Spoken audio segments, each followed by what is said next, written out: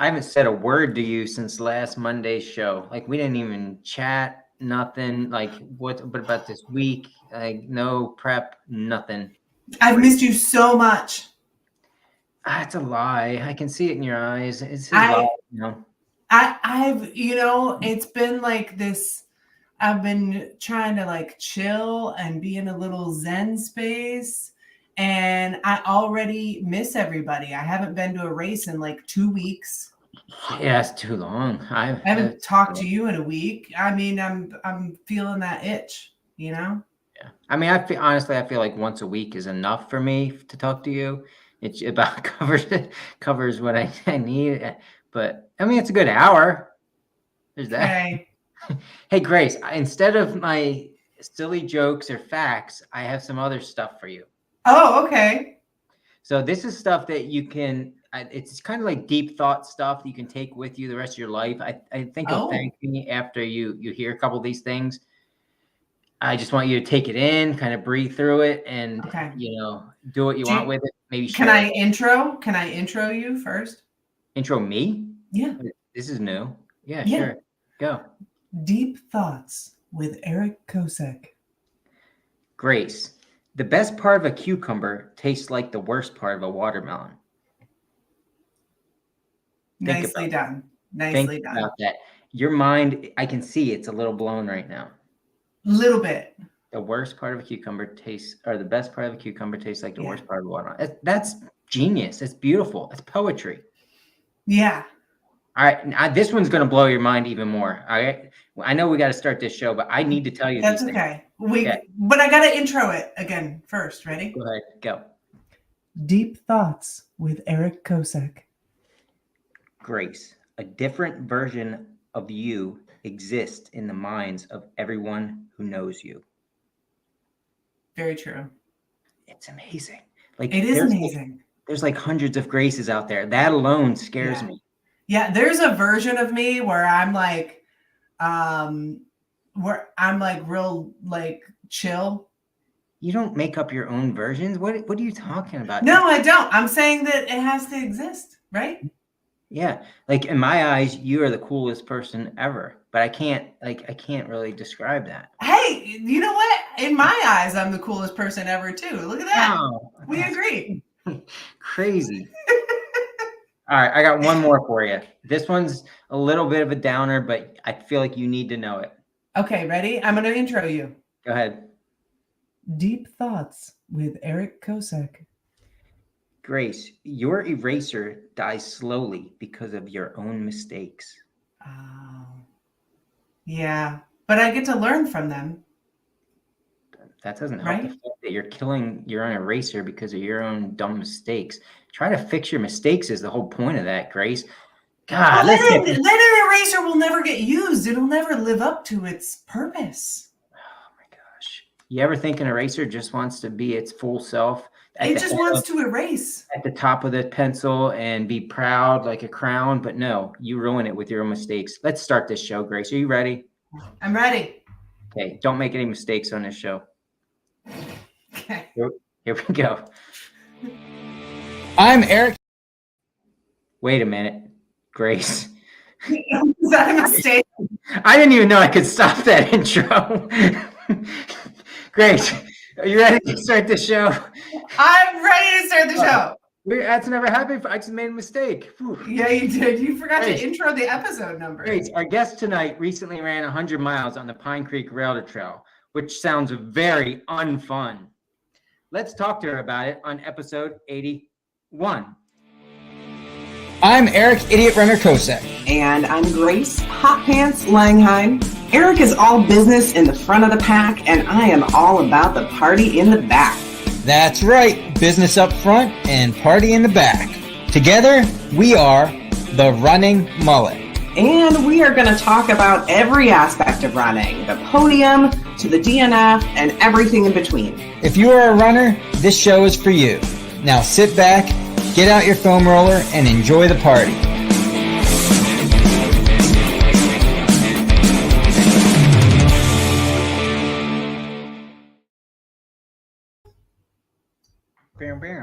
Do your barrel. I did. I didn't hear it. Your barrels are getting quiet. Yeah, they were kind of quiet. I'm in fall training season. I'm thinking about winter racing. I love winter racing, and so I'm straight into fall training. I'm trying to manifest this here race to open their registration. Frozen Snot. I can't wait. It's not open yet. Stop. It's summer. It's not even fall yet. We have like several days yet left, and you're like the pumpkin spice of summer. Don't do that. Puffy coats and gloves. No. I can't wait. So dumb. Why would you do this? Oh. He isn't here. God, you're like Walmart putting out their stuff for Christmas already. I skipped right past that. I can't wait until January. Yeah, because that's an idiot race. Yeah. Idiot Yeah, race. All the Frozen Snot. The hardest half marathon in the world. I don't know. I can't say that, but it's really hard half marathon. Yeah. In Lock Haven. I'm trying to manifest it. If I wear all the things, maybe they'll open up registration soon. Registration sells out instantly, and it hasn't opened yet. So yeah, I don't know. Yeah, there hasn't even been any talk about it. So who knows? Maybe they're doing something secret. I don't know. No, this is the one of the things I love about this race. You never know when it's going to open. They don't have to put it on a schedule because they know they're going to sell out. It's fine. I think what it is they get all of their permits buttoned up. That's honestly what it is. So, and another race that is happening this coming weekend is run on trails that are very close. A couple of them might even be on the part of the same. I get mixed up down there myself, but Boulder Beast 24-mile race is this weekend. If you like running on lots of rocks, that would be a race you want to look to in the future. That also sells out fairly quick, but they allow, I don't know if it's sold out honestly, but I know they allow a lot of people to run it. So there's that this weekend. Yeah, and if you don't like rock scrambles, and you want a runnable course, then Trails for Tales is coming up this weekend, which has a 40-miler and a 40-mile relay too. Cool. Yeah. Mm-hmm. I just wanted to say, there's some people running Boulder Beast. Ben Robinson is running Boulder Beast for the first time. He's a super fast dude, so he should do very well on that course. Jason Tanner, who we've had on the show, he's running it. Adam Russell, who is a legend in trail running, is running it. Sullivan is running Boulder Beast. Nice. So, yeah, well, hopefully we'll have a little time to talk about the results from that effort next week. Yeah, that's stacking up nicely. Cool. But tonight is Monday. September 16th. It's not fall yet. No. So we're still in summertime. I don't understand that. See, for me, it's Labor Day. Once Labor Day passes, it is no longer summertime. Well, that's not how the rest of the world works, Grace. So I'm sorry for you that it's like that, but the fact is it's still summertime. Well, there gets to be more than one version of summertime, doesn't there? If there's more than one Eric, there's more than one summertime. There's a lot. I'm afraid to know what other people. We're not going there. Hey, we've got Georgetta on tonight. Georgetta thru-hiked the entire Appalachian Trail and also finished up Pine Creek 100-miler. So we are excited to have her on. You ready to bring her on? Throw her on there. Boop, boop. Hi, Georgetta. Hi. That's a beautiful fridge you got there. Thank you. Looks just like mine, actually. Same one. You have more pictures on yours. Yeah, but I meant the model, Grace. Gosh. Okay. Wow. Welcome, Georgetta. Thank you for being on. Thank you for having me. So you just most recently finished Pine Creek 100-miler, but we should probably start with the first amazing thing you did this year, which was hiking the AT, right? Is that good? Sure. So what direction did you go? I went north. I went from Georgia to Maine. Gotcha. Yeah. And so we're gonna break out all of the AT thru-hiker lingo. So first off, the AT is Appalachian Trail. It is 2,600 miles, somewhere around there. 2,197. 2,197 miles.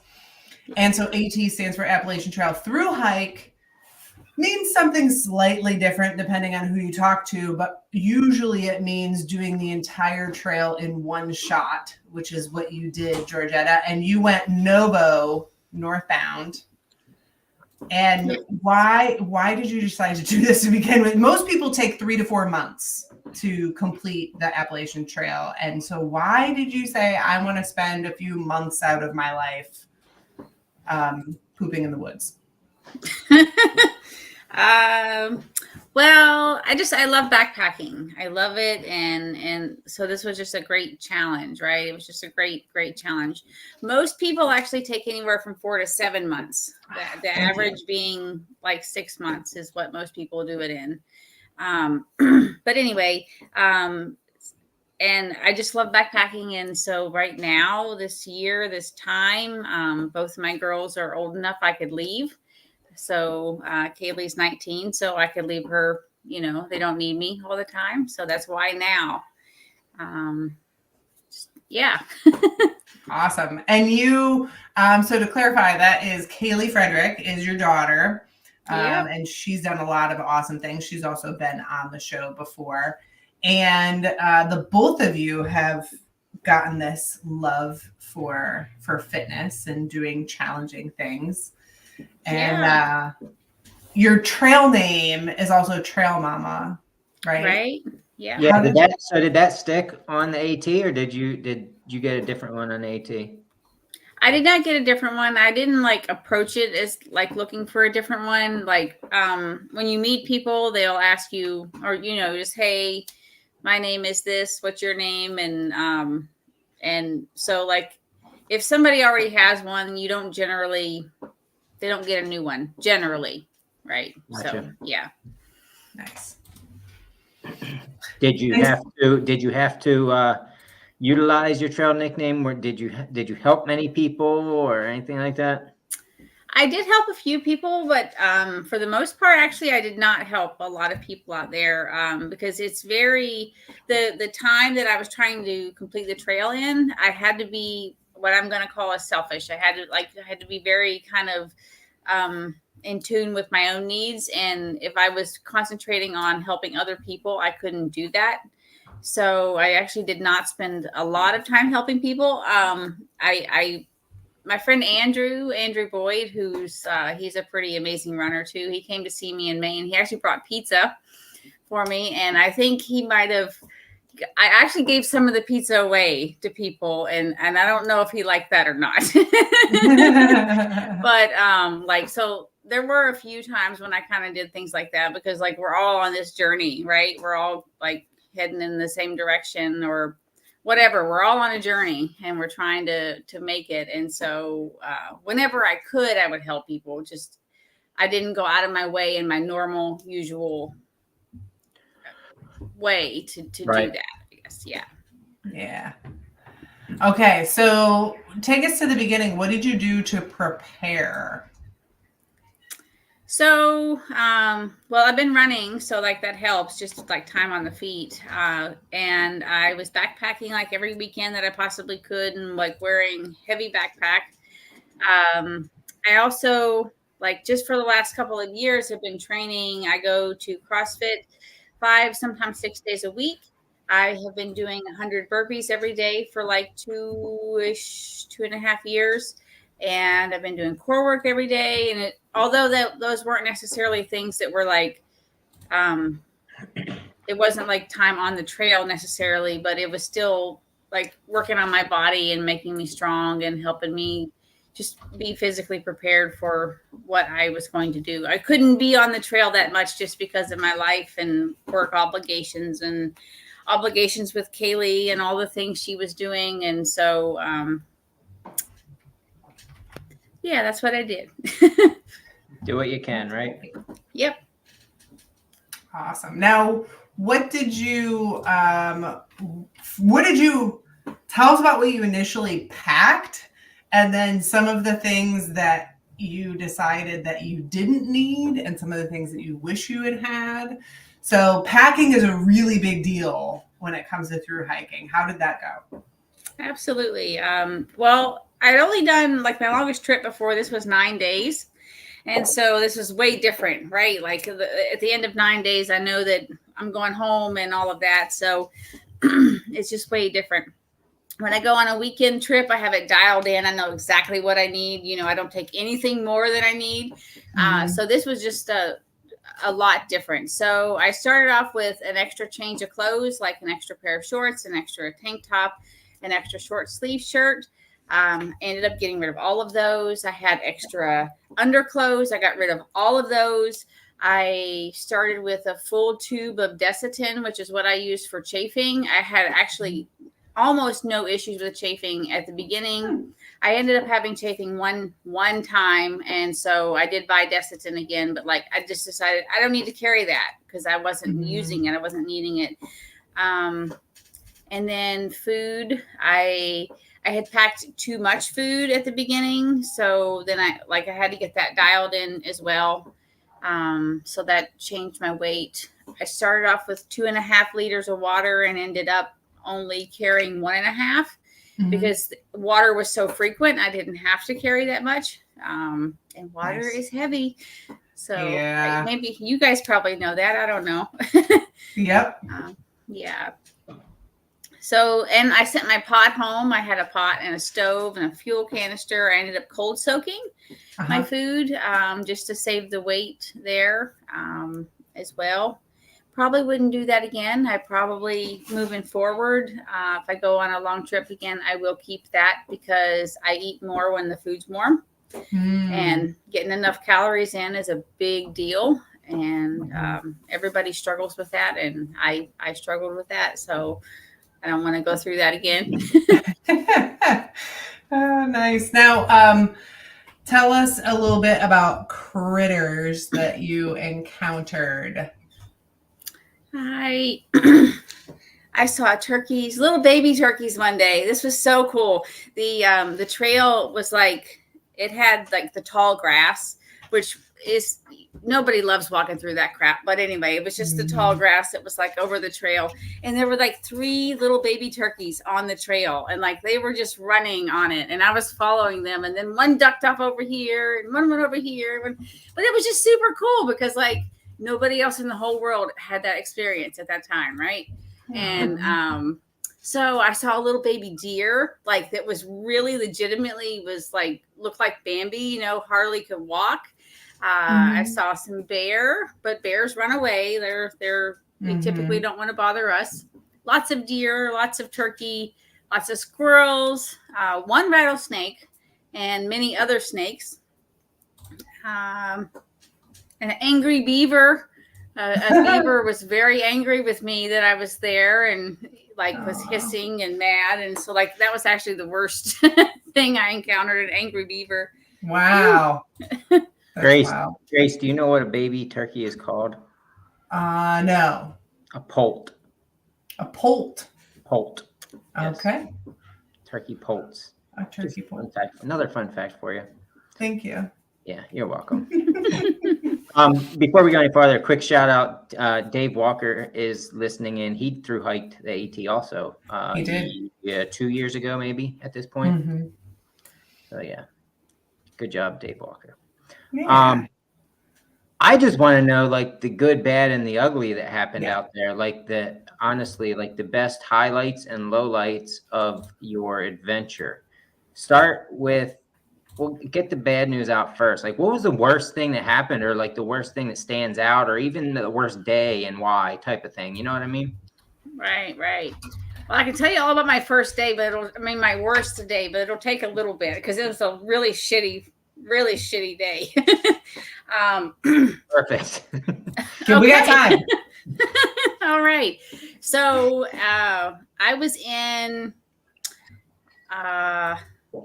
This would have probably been in it was still in May, I think. I don't remember exactly, but anyhow, there's a mountain called Priest Mountain, and then there's 3 ridges. Okay. This particular morning I got up and I had stomach problems, and stomach problems are never good, no matter where you are, whether you're at home or whether you're not at home or whatever. But anyway, I think I drank water that had bacteria in it, but whatever. Anyway, just had to keep going and going and going and going all morning long. So like that just really messed with the pace, right? And then you don't feel very good. You feel weaker than normal, and you're scared to eat, and like all of that. Anyway, by the time the afternoon came, it was better than it had been. So I was happy about that, and started going down this mountain called Priest Mountain. I had climbed up it and I started going down it, and it was seemed like it went on forever. It was like 5 miles, and the descent was like 3,000 feet or something like that.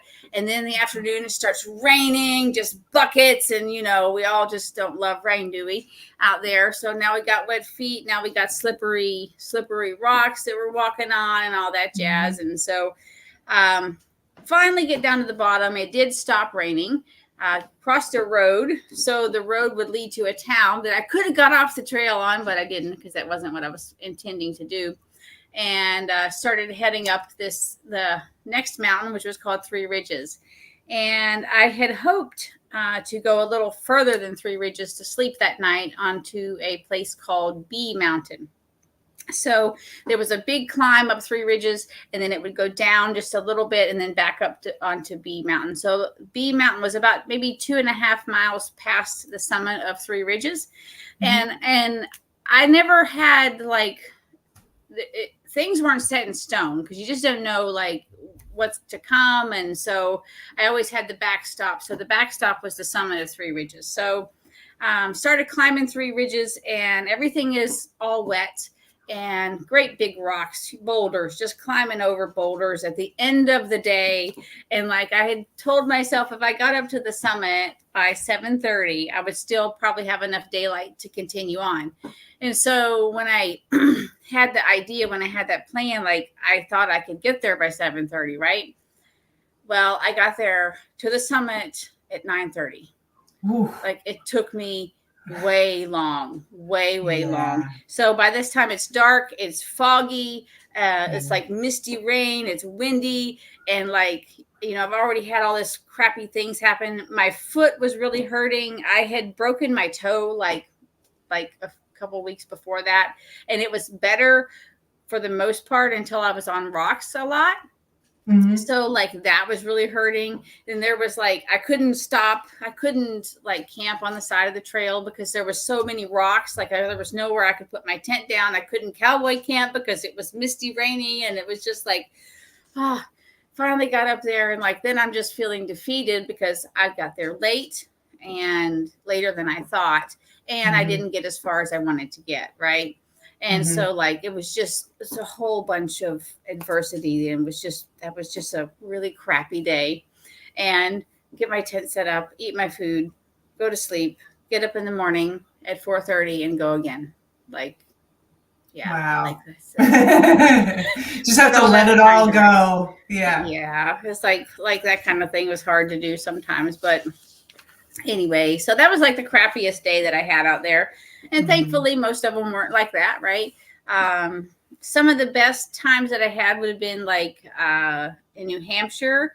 New Hampshire was very hard on the White Mountains, but it was also very beautiful. It was it was so wonderful to get up on these ridge tops and just see for miles, just see where you're going and see where you've been, and just this whole kind of surreal experience. It was just super cool. The people were so awesome that I met on the trail, but also lots of my friends came, and even friends that were my friends that I had never met before came to do trail magic for me. So in total, I think there were 27 people that came out, wow, just for me, to help me. It's wow, that was just so cool.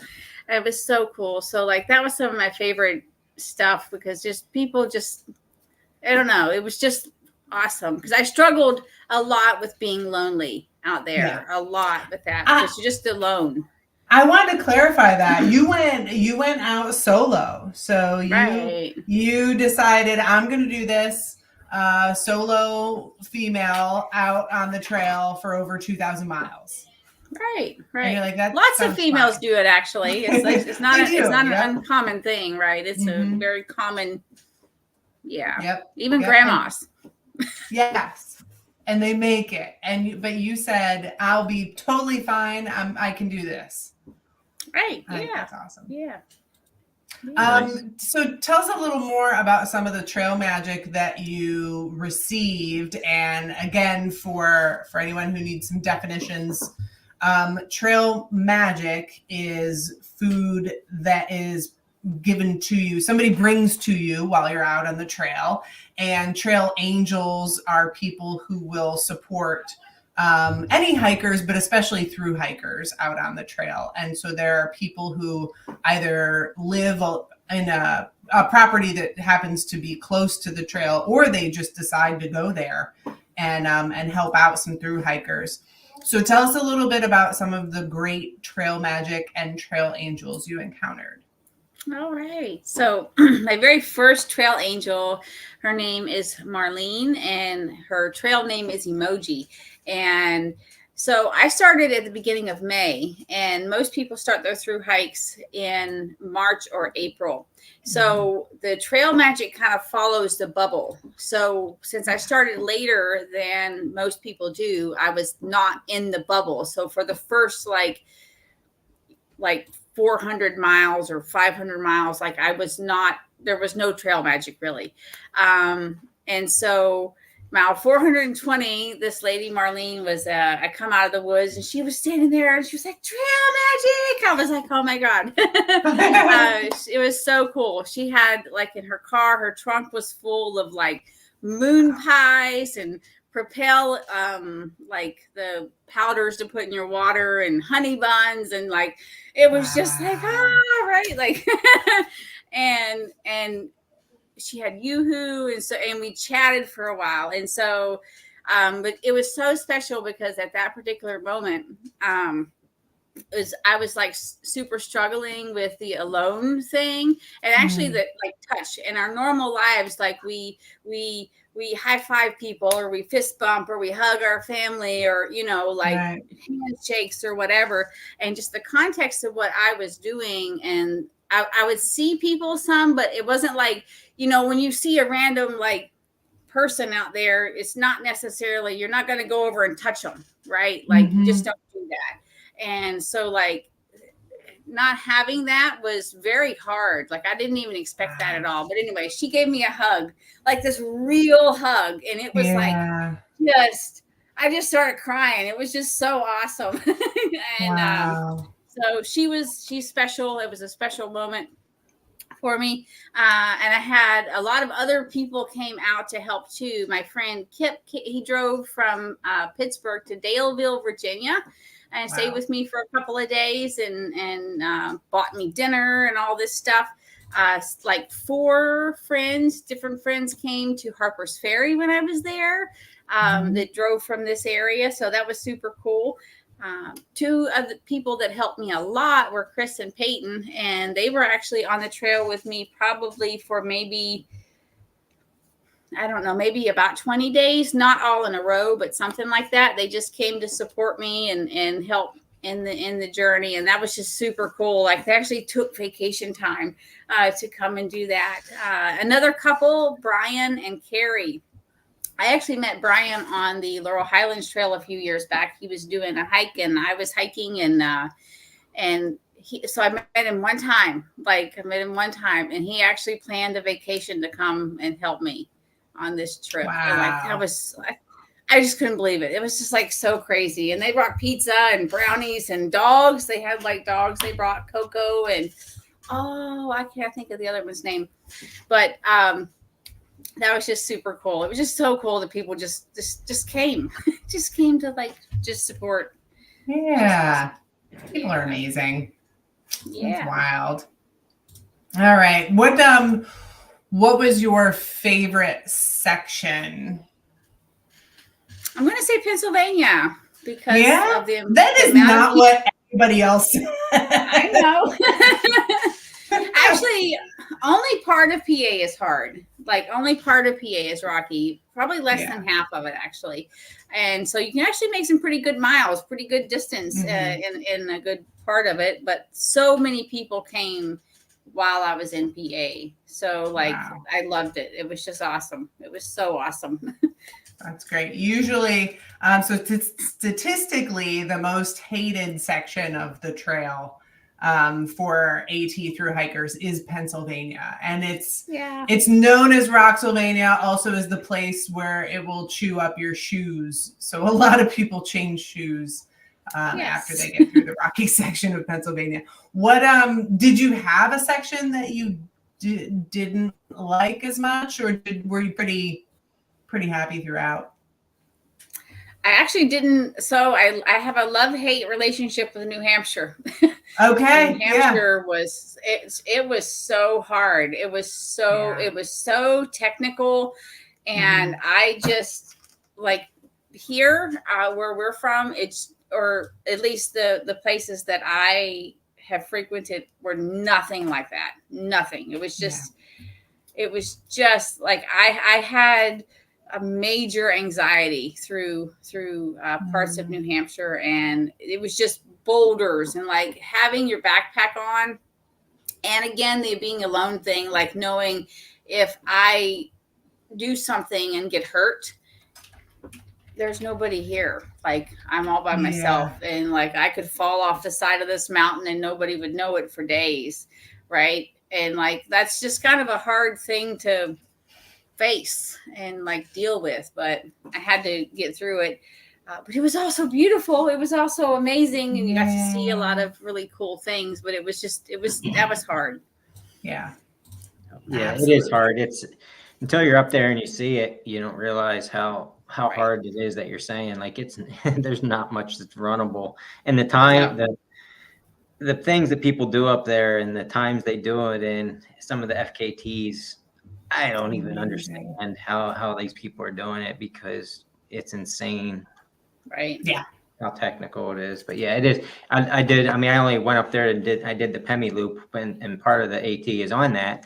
But yeah, I totally agree. The best parts is getting up to the top, and I'm like that. It feels like you're out west, you know? Yeah. It's incredible.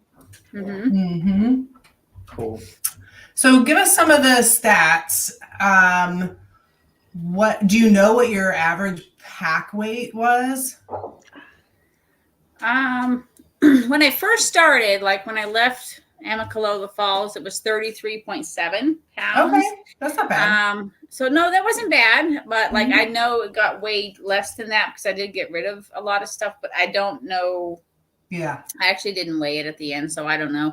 But I would say I was probably maybe around 26, 27 towards the end, with like the same days of food and all that. So yeah, that was pretty good. Yeah, that's pretty light. Yeah. What did you what was your official amount of time that you spent out there? 98 days. 98 days. That is speedy. How many zeros did you take? 2. Only 2 zeros. That's not very many at all. Yeah, I didn't really want to take them either, but but it did do me good, because then I felt better the next day. So okay, only 2 zeros. And then again, for through hiker language, there's also something called a Nero, which is nearly zero. So taking a 0 is when you do no miles for that day. And it's pretty common to have zeros. And then a Nero is almost no miles. So did you have any Neros? I would say I had maybe like 2 or 3 Neros, like legitimate Neros. I did call some like 17-mile days Neros. Yeah. But like, is that a Nero? No. I don't know. It's not. Not in through hiker language. 17 is not at all a Nero. Probably not. So then I probably only had like 3, maybe 3 of those. There were like less than 10. Wow. What was your average mileage per day? So up till I got to New Hampshire, I was averaging 24 to 28. And then New Hampshire happened, and it was like, boom, you are going to slow down. And so then it changed like 17, and then I ended up like down to 10 for some days because it was just hard. It was just physically hard and mentally hard, and that just what it was. So and then I ended up finishing probably I had a handful of 30s out there. My biggest day was like 32. That's hard. So yeah. Nice. That's wild. I want to talk about the Pine Creek Challenge, Grace. That's right. We got to talk about Pine Creek. Thank you for reminding me. I'm so stuck on the through hike. Congratulations, though. That is a huge accomplishment, Georgetta, and what a cool adventure. And I'm sure if anybody wants some tips, they can reach out to you. Absolutely. Yeah. Would you do it again?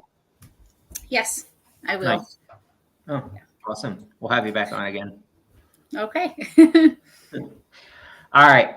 Let's move forward. Couple months after you finished. I don't know. 1 month.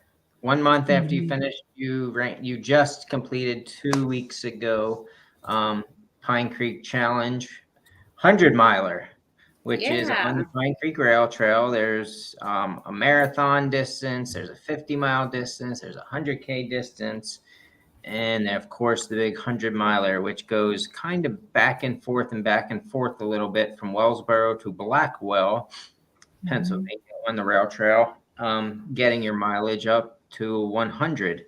But it's pretty much, you could call it pancake flat, fine crushed gravel, beautiful scenery. I mean, you're running and walking along Pine Creek. There's bald eagles, there's rattlesnakes, all kinds of good stuff. How did it go for you? I went pretty well. I actually PR'd my 50-mile time, so I was super happy about that. Nice. And overall, it went well. I finished in 28:38, which at the my first half, the 50, I finished in 10:44. So at that moment, it was like, maybe I could sub 24, which would have been super awesome. But I made a mistake. I made a big mistake. So as you said, it's kind of like a out and back, all these different ways. So the one half of the part is like 15 miles. It's like 7 point something, and then in back. So it's 15 miles. And so in the evening, after I finished the first half, I was going out on that section, and I took my headlamp with me because I knew it might get dark before I got back there. And my mind just wasn't, I don't know. I didn't think about taking my long sleeves with me at that moment. And I knew the temperature was going to drop. I had long sleeves with me in my car, and I just didn't take them with me at that moment. And as soon as the sun started going down, the temperature dropped. So it was in the low 60s that day, and then it was going to get into the low 40s. And it just, it was not good. I actually ended up, so it got dark. It did get dark before I got back. And I actually tucked my arms inside my tank top. Like, I was so cold. I was so cold. And when I got back to where my car was, I got checked in. I got they had mac and cheese. So I got mac and cheese. So it's like trying to get something warm inside. And I went and put on all my layers that I had in my car. And I was just like shaking, like uncontrollably shaking. And I actually got inside my car for 2 hours until it stopped. Wow. And then I had decided that if it stopped, if it did calm down, I would continue. And so it did. And but then, like, I got 35 miles to go. 2 hours in my car, right? Yeah. But I had to do that. Like, I had to get warm. It was just like, I've never been that cold actually for that time. Like, my hands were numb. I couldn't feel them for a while. So I don't know if I had like the beginning of hypothermia or something. I don't know, but that was my mistake. I did it. I caused it. I created it, and I just had to deal with it. But so yeah, I will never make that mistake again. That will, Yeah. I will never again. I mean, it's super tough to, I think, warm up and then get yourself back out there. And thankfully you have the time to still get back out there. So right. So that's really cool. And this time of year, especially, I ride my motorcycle to work every morning and home in the afternoon. And this time of year, especially in the Pine Creek Valley, especially, like when it gets dark, that cold air just drops right off the hills and right into the valley. So when it says that, in Mansfield or Wellsboro that it's 44 degrees, the valleys are going to be colder than that because it's noticeable every single morning and night. Yeah. I'm sure it was cold. It was cold, but what did you think of? What did you think of the race overall as a whole? I mean, it's kind of mind-numbing, I guess, of a race. It doesn't take much thought, which is a good thing in some respects. Did you enjoy that part of it? The flat is hard. Like, I mean, it's achievable.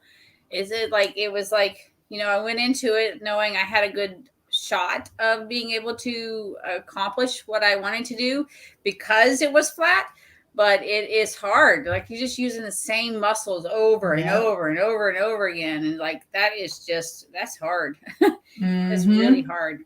But I thought the race, like the volunteers were good. I thought that like some of the spacing of the aid stations were kind of far apart, but I know why they are. Like, it's just how it has to be for getting vehicles and whatever back in there. But you just have to be prepared for that too, and make sure you have enough liquids and whatever you need in between those spaces. But from Darling Run down to Blackwell, you are in the Grand Canyon of PA, and there's not much vehicle access. So you have Tyadotten, which is a small aid station, and that's it. So I'm sure that's the roughest section as far as not seeing people or getting aid. Yeah, for over like at night, like in the dark, like that's kind of rough. But yeah, it's all right though. Nice. Would you do that one again? Probably. Yeah, I probably would do it again. Nice. Yeah, because I mean, like, you learn, right? Like, I learned so much doing it. And so obviously Kaylee has done, that was her first 100. And we've just been around. We've kind of been in the world. I've been in the world, even though I haven't like done the mileage that people have. And so like actually physically doing it, I now have an even greater respect for the people who do it. And like, I always did, because I know that it's hard, but wow, it's just that mental aspect. Like, I can stop, right? I don't have to keep doing this, or like getting out of my car after being in there for like, that was freaking hard. Right. Yeah. And to know that people go through those things, like Kaylee's very first time at Pine Creek, it was actually very similar in the way of the temperatures, and got really cold. And I was pacing her overnight and she ended up having to like be at an aid station for, I don't remember, maybe an hour, and just wrapped up in blankets till she got warm. And she tried, but like, I wasn't cold there because I hadn't expended that much energy. Right. Yeah. But like, so it was just this whole different, like, I just didn't realize how much, like, what it does to your body, I guess. Even though I see it, even though I'm around it, I just didn't physically understand. So like, that was great. Eye-opening. Great. It's wild, and it's wild how everybody's so different. Like I just ran a race with Callie, and Callie she runs hot. She can be in shorts in 35 degrees, and you can like feel her skin is hot. Like, she just, that's how she runs. And so one, everybody's different. Two, it's different when you're running. Three, it's different when you're running for a very long time. But you also have to consider, am I going to slow down later in a race? With races like Pine Creek, where you do have access to crew fairly often, I always tell people just bring everything. Bring a winter coat and bring shorts. Like bring everything in between. You might as well, because if you need it, it's right there. It's so, and then I think also if you're crewing, if you're volunteering, oh my gosh, the first time I tried to volunteer in a winter race, I think it was when I volunteered for the duck, and I just was not used to volunteering in the cold, which is very different from running in the cold. And I was frozen, and I should have brought a lot more, and I didn't. So, okay. Tell good, bad, and the ugly for Pine Creek. What was your best moment? PRing my 50 miles. Yeah. That was great. And finishing, like those two things. Cause so when I got off the AT, right, I very quickly got back into my normal routine of like running every day or almost every day. But my running is typically like 5-ish miles is like that's what I have time to do. And so I didn't really train totally properly for this race in that I didn't do like my longest run. The most miles I got in one day in this month was 11. So like that wasn't totally smart. It wasn't brilliant. But anyway, I didn't know for sure if I could physically like do it. And people were like, well, you just hiked all those miles. Well, it's different. It's different hiking than it is running.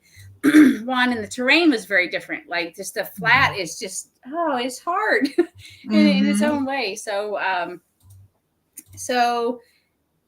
that was the ugly, I guess, that it was flat.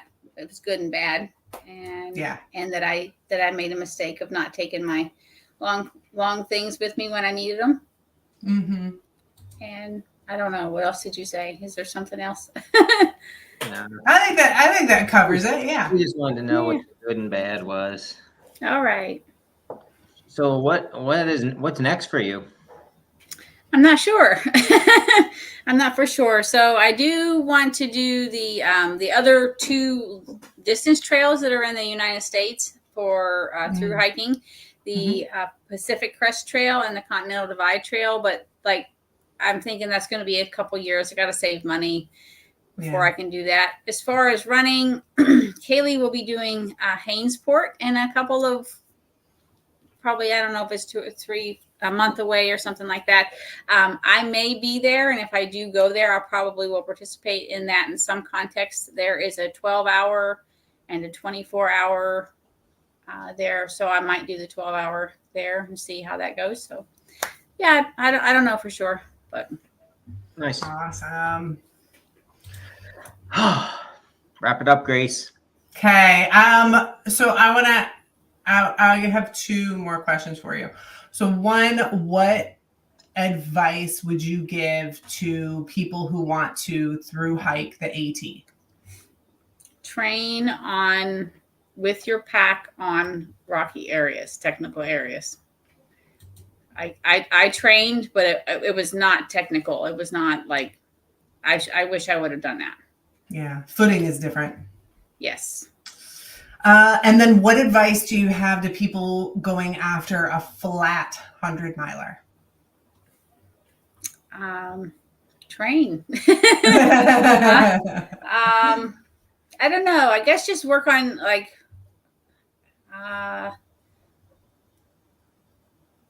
be prepared for the weather. Like, as you said, maybe just if you do have a crew or whatever, if you just have all the things that you could possibly need. That's definitely part of having a successful journey on that kind of thing. And yeah. Absolutely. And tell us a little bit about Trail Mama Hikes. Okay. That's a business that I started about a year ago, and it is a backpack guiding service that I offer along the Laurel Highlands hiking trail. And so if anybody wants to go out, I actually will lead day hikes now. I did add that, but my hope is really to be doing a lot more backpacking, guiding, as opposed to day hikes. But I will do day hikes as well, and just to get people introduced to the trail, especially if they don't know. I do have gear that people can use as well. So if you're interested in that, check out my website, which is www.trailmamahikes.com. Fantastic. Yeah. And I think that's we were just talking to Erica Lubera about that as well. And so it's great that you're a little bit further west. And I think there's a lot of people now who are wanting to get into backpacking, but it's a really great way to get into it. But have somebody help you along the way who really knows what they're doing. So I encourage people to check out your website, Trail Mama Hikes, and join on one of your hikes, because now you got all kinds of stories behind you. Yeah. Fantastic. Okay. Georgia, thank you so much for being on. Yeah. Awesome. Thanks for having me. Oh, man, it's been great. And follow us on all of the social media stuff on Facebook and Instagram and on YouTube.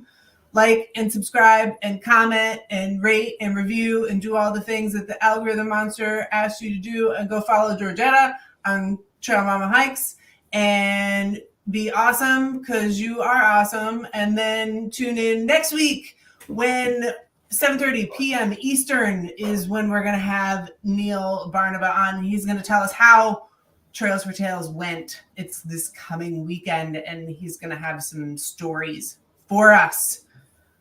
That's all I got. Georgetta, what are you doing this weekend? I am going to lead a hike this weekend at Wolf Rocks, and that is a something anybody can come to. Is on Sunday, and Saturday we're going to a wedding. A friend of mine's getting married. Nice. Sounds like a good weekend. Yeah. Fabulous. Great. What are you doing this weekend? Let's see. Well, I have nothing planned for Saturday, so I'm super excited about that. And I'm doing some timing. I'm timing on Sunday. Nice. Yeah. What are you doing? I am going. I'm actually coming down your way, Grace. I'm going. Lauren is running at Hershey, the state's cross country course, for an invite down there on Saturday morning. Nice. Yeah, big invitational, a bunch of schools there. So we're getting up at like 4 o'clock in the morning, driving down, running, and then driving home. That'll be a fun day.